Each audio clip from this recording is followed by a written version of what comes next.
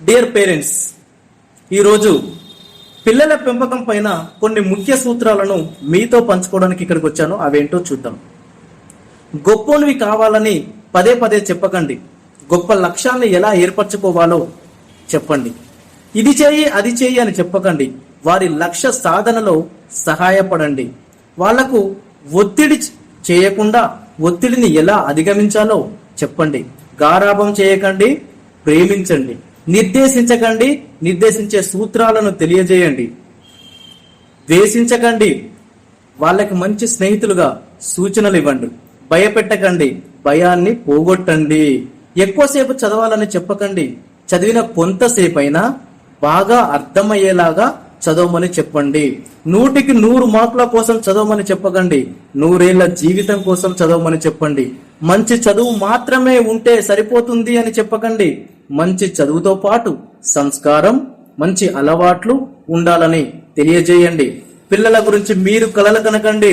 గొప్ప గొప్ప కలలు ఎలా కనాలో, వాటిని సాకారం ఎలా చేసుకోవాలో తెలియజేయండి. అదృష్టం, దురదృష్టం ఈ రెండు అసలే ఉండవని చెప్పండి. వీటన్నిటికీ కారణం మనమే అని చెప్పండి. సమస్యలు రాకుండా పెంచకండి. ఏ సమస్య వచ్చినా ఎదుర్కొనే శక్తిని నేర్పండి. మత బోధ చేయకండి.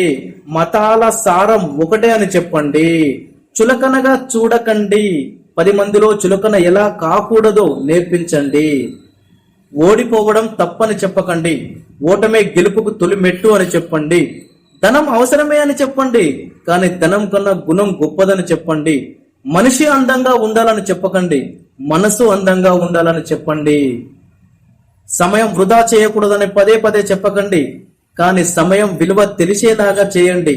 స్వార్థాన్ని నేర్పించకండి. సాటి మనిషిని ఏ విధంగా ప్రేమించాలో తెలియజేయండి. కోపం తెచ్చుకోవద్దు అని చెప్పకండి, కోపాన్ని ఎలా అధిగమించాలో చెప్పండి. చెడుకు దూరంగా ఉండమని చెప్పకండి, మంచిని మాత్రమే ఏ విధంగా గ్రహించాలో తెలియజేయండి. ఏమి చదవాలో చెప్పకండి, ఎలా చదవాలో చెప్పండి. మీ రక్షణలో పెంచకండి, దేశ రక్షకుడు ఎలా అవ్వాలో ఆ విధంగా పెంచండి. పొగడకండి, ప్రోత్సహించండి. నీ వల్ల కాదు అని చెప్పకండి, నీ వల్ల కానిది ఏదీ లేదు అని చెప్పండి. సమస్యపై మనసును కేంద్రీకరించి బాధపడకు అని చెప్పకండి.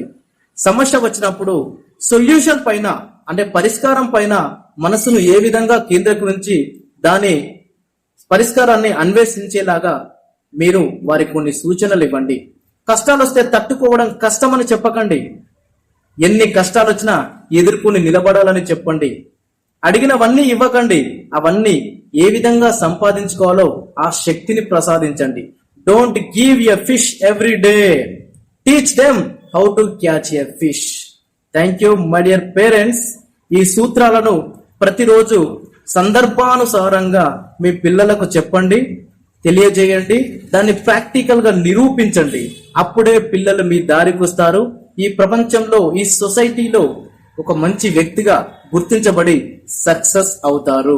Thank you very much.